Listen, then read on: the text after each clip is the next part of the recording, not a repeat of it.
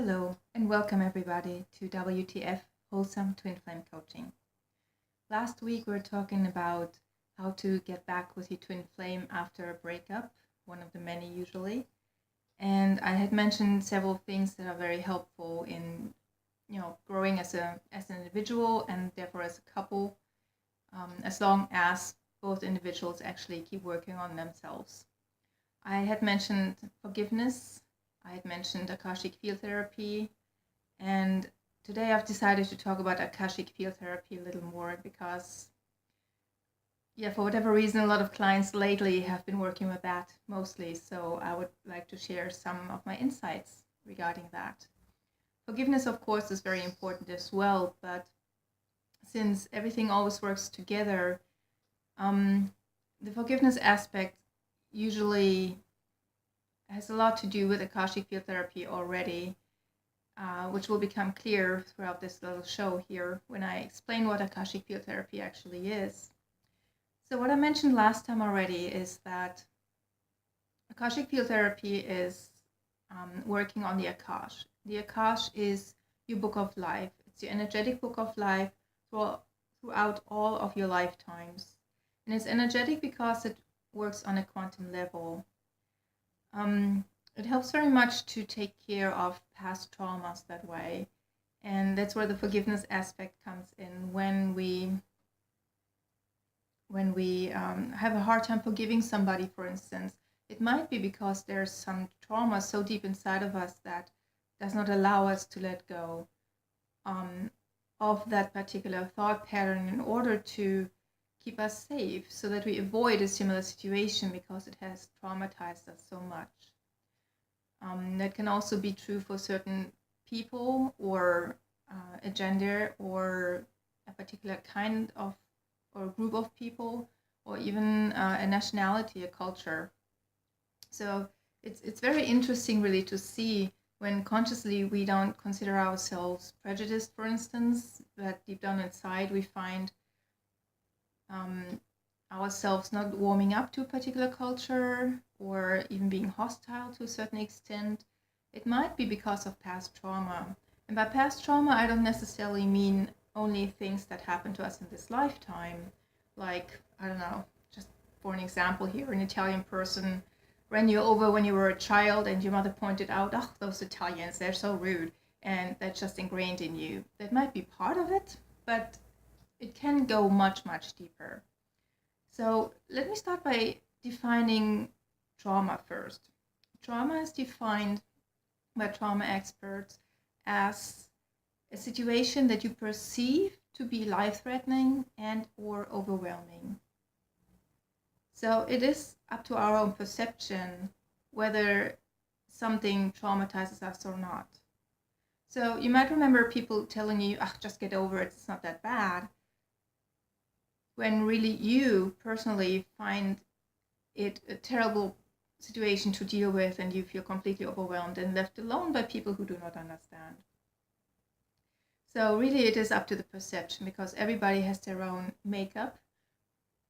By that I mean history, their own life experiences, and that is the lens through which we view the world and through which we perceive the world, also on an emotional level. So what do I define as emotional trauma then? Emotional trauma is an emotion that is overwhelming, that is really hard to deal with. And very often we grew up not dealing with it. When we're angry as children, we're told not to be. Not how to deal with it. We're not taught about, how to let go of our anger. We're not taught how to dig deep into why we're even angry, because anger is always an emotion that covers up hurt. We're not allowed to deal with that hurt, that pain, because our parents, caretakers, adults telling us those things would then have to face their own stuff, and they're not necessarily in a position to do so, etc., so on it goes. Or we're told not to cry. So when we are hurting, we're again told to just get over it. So there's a lot of emotional trauma that is not acknowledged, that we grow up just covering up. Sometimes it's easier for a certain gender to be allowed to express emotions. Very often it is the case that women are allowed to express their emotions more so than men, but only in certain situations, of course, because heaven forbid we have a cry at work, right? Then you're suddenly a professional. Although when men get choleric, then it's all right because they're just men and authoritative. So there's still a lot of adjustment to do in society to allow for any and all expressions, obviously in a way that doesn't hurt other people and in a safe way generally. But there's still room for all of us to learn. So once we realize that there is emotional trauma, we can then also start recognizing that some of our trauma is not even ours. I think I've mentioned that before, but between the ages of, well, birth really to age 7 as a child, you pretty much absorb everything from your surroundings. So when your parents, for instance, are traumatized and say and repeat certain things over and over, this is what is being ingrained in you, because the child's brain functions in a theta brain wave most of the time during that time, and therefore is very susceptible to input, unreflected upon input. Children do not reflect on the things they hear and see. They just absorb like a sponge. And then, thinking, reflecting, asking questions in a certain way occurs from age 7 onwards, and making their own experience in a different way. So that's one way to absorb trauma that is not even one's own. And then there's also transgenerational trauma, which is being more and more investigated now. There are psychologists who have written a book. One of them is M. Gerard Fromm, who wrote a book in 2012, which is a collection of essays that explains how previous generations and their traumas affect us today, because it literally gets passed on through generations. He, of course, observes it from a psychological standpoint and claims that certain cues that our ancestors have, certain things that they say, stories that they relate, behavioral patterns that influence us, all those things pass that trauma on to us. One example was a famine, for instance, that our grandparents went through, that then determined everything that had to do with food, with spending money, storing food, down to hoarding and all sorts of things. But from an energetic point of view, transgenerational trauma goes even deeper. It can be multiple generations, and it is actually passed on through the genes, through our DNA, because everything on a quantum level is so fine that we cannot dismiss it. Research is being done. It's called epigenetics. You can read up on it in Bruce Lipton's book, for instance, The Biology of Belief. There's a very good explanation on that. It is really the science of how energy gets transferred. So if every individual has an Akash, an energetic book of life, and it's influenced by not our own personal life experiences and that of our past lives, but also that of our generations, you can imagine how many different patterns contribute to our current life experience. That will explain why sometimes we try really hard to be positive, because we've learned about the power of positive thinking. We know about the law of attraction and really try to be positive, but then there's just the littlest thing that throws us off guard and off balance, and we're just down a rabbit hole of depression again and just can't understand. So for instance, to give you an example of Akashic Field Therapy that I did with a client the other day, was on the negativity bias. And I'm sure you've heard of that. And it does play into twin flame relationships as well, because if, for instance, you have found your twin flame, but you have a negativity bias regarding the opposite sex, for instance, and that can have come through your mother, who went through a horrible divorce, couldn't get over it. You growing up being told that men are just horrible creatures, they never take care of you, whatever they might have told you, or your mother might have told you about them, or other women.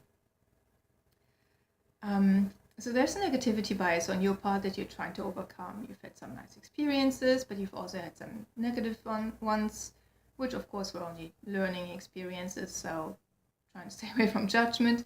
But trying to get over this negativity bias then can become more difficult once you get to the point where consciously you cannot do much anymore. And then AFT, Akashic Field Therapy, might help to actually get to the traumatic patterns, not only of yourself, of your mother, but even those of former generations, before your mother. So in this particular case, what I found was, and what I always look for, first and foremost in Akashic Field Therapy, there's a certain pattern that I go by. We look for the core trauma, we look for the core fear that's generated due to that trauma, and then we look for the core belief that has been established due to that trauma, that fear. And then we'll find out some, actually 4 associated patterns with that. So a core trauma, for instance, in this case, was self-mutilation. We don't know the whole story. We could investigate, but really it's not necessary. What I intuited, however, was that this particular constellation of that couple, several generations back, led the person to self-mutilate because they could not deal with the impact of the emotions that were being experienced. The emotions were overwhelming, therefore traumatic.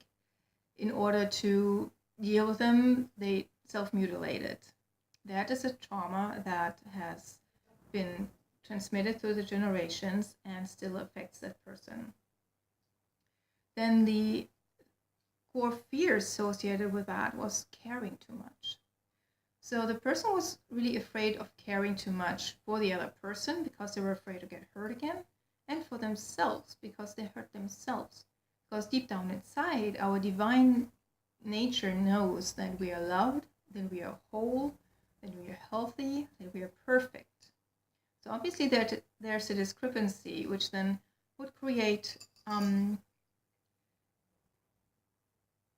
a reality that would reflect that dichotomy, that juxtaposition of whole versus not whole, and loved versus unloved. And the core belief that went along with that was, I'm just stupid. Because the person was well enough developed to know that love can heal everything, but it didn't work in that situation. So knowing deep down inside that it should work, it does work, but having experienced that it doesn't, led to the belief that I'm just stupid for whatever reason, it must be me, I can't get it right. So these 3 things together already were crucial enough to create a negativity bias that was really hard to overcome. So anytime there were attempts made to reconcile with the twin flame partner, this negativity bias would act up, subconsciously, of course. You don't know about these things until you've revealed them, obviously. They lay hidden in the dark in the subconscious. Any attempt at reconciliation was sabotaged in a way. There was obviously the willingness to reconcile, to get back together, but something deep inside just wouldn't let the person do it, wouldn't let them trust, would cause the self-sabotage by acting a certain way, saying certain things that were supposed to keep the person safe because they had this pattern still inside them. So after finding out for contributing factors as well, and then going through the process that I go through with Akashic Field Therapy by releasing those patterns on a conscious and on a subconscious level, then the whole energy has shifted. And it turns out that whatever, of course, because it's all quantum, whatever you shift for yourself, you shift for your generations as well. So past generations who may or may not be incarnated at this time, and also generations that are still around in this realm, in this time-space continuum. For instance, your mother and father, they might still be around, if not even grandparents, and they suddenly feel a shift, and they don't even know why. So Akashic Field Therapy, like so many other energetic healing modalities, can really create a big shift, not just for yourself, but also for generations around you and people around you, everybody that you have any interaction with, really. But in this case, obviously, especially generations that are even biologically connected to you. It is really intriguing.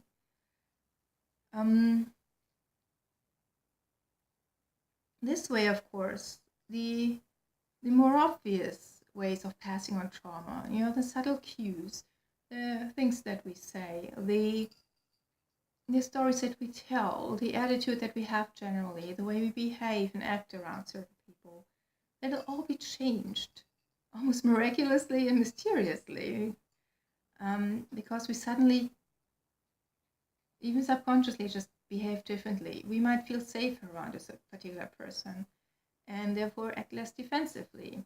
If we act less defensively, the other person doesn't feel offended and is generally more friendly. So that generates happier, smoother experiences, which then can get, carried on by your children learning from that experience or experiencing that particular scenario and realizing, to go back to our Italian example, Italians are nice, And remember, this is just an example that I'm using here. So working on yourself in this way to release emotional trauma, any which way possible, is really one of the more important ways to get back to your twin flame. Because if you do not work on yourself, you will not have the match with your twin flame again. And again, both twin flames have to work on themselves simultaneously, and preferably find somebody who can work on the complex set of issues that concerns a couple as a couple. Of course, so many of their individual things overlap and affect each other, but sometimes there are things that have grown out of proportion. I don't want to call them problems, but relationship challenges that have developed. Sorry, I have to reject this call. Relationship issues that have developed because we have not been able to transmute them into love and light and really resolve them, because one of us was, one of the people in a relationship was not willing to grow at that point or was focused somewhere else, and things have gotten out of hand, so to say. If they are so big at this point, we need outside help to move forward, instead of making things worse by, trying and then disappointing again, trying then disappointing again. You have to find a balance, and that can best be achieved by some outside counseling or, coaching, really, so that the person the healer, the coach, can look at the whole and can even heal the energy of the whole, which is not so much the case, obviously, when you just work on yourself or have somebody work only on yourself. There's an effect, of course, on the other person, but to work on the relationship as a whole, as one unit, is especially important in a twin flame relationship. At least that's in my experience. So I hope that made a little sense. I know it might be new for a lot of you who have not, indulged so much in energy healing or, things that have to do with quantum physics and epigenetics. As I said, read the book by Bruce Lipton. It's really illuminating how he talks about how our beliefs shape our reality and even our bodies, how our cells behave. etc. And it is all due to the fact that in quantum physics, our intention and attention to things changes matter. It's a fairly new field. It is gaining ground, though. It is gaining track. We can no longer deny it, that we actually do create our own reality. However, our reality is shaped by our past realities because energy is stored in us. We are all energy. In this body, everything is energy, and things are stored in our cells, but we can heal them. Regular meditation helps. Flashing ourselves with light, flashing everything out can be an initial step, something that we should do every day anyway, to just get out of our system what we've accumulated during the day. But if you really want to go deeper, I suggest getting a coach, an energy healer, and really digging deep. And it is fascinating, the things that have come up. My initial idea was to go through my files and just mention a few things that I've found, but it's just so much. You can just address any kind of block. For instance, you can ask questions like, why do I always get mad at my twin flame, even though I know they're so loving? And that you'll find out a past pattern of trauma that you had in a past life, several generations back, possibly even with the same person. Or the question, why is there no way that we find our way to each other again? And it turns out that there's a trauma that does not have anything to do with your twin flame, but that prevents you from getting too close to somebody. And your relationship in this life has gotten to a point where you have reached the same level of closeness that you had to the other person several generations back, where you then made the vow even to never again do that. And it holds you back right now, because I've found so many vows in my work with Akashic Field Therapy. It's not even funny. The vows that we make, sometimes even unconsciously or subconsciously. Simple things that you say is like, oh, goodness, never again, I swear. That's a vow. That is a vow. If you say it with the intent, with the right intention, with to a particular topic, and with the right emotional gusto, it's a vow. It's made. You turn around, continue with the dishes, and you've forgotten all about it. But guess what? It affects you for the rest of your life. Forever after, it will affect you. So instead of wanting to scare you, as in be careful what you say, I just like to make you aware of the fact that there are a lot of things that you're not aware of that are already affecting you. But the more we clear, the more likely it is that we feel the need to make any vows at all, because we feel safe. We will feel loved. We'll feel comforted.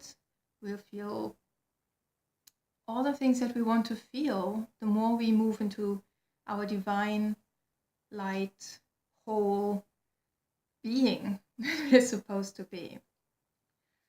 Okay, so before I go terribly over time, I try to keep it under 30 minutes. It's 24 minutes almost. I hope that I've sparked your interest. Please leave comments in the chat area.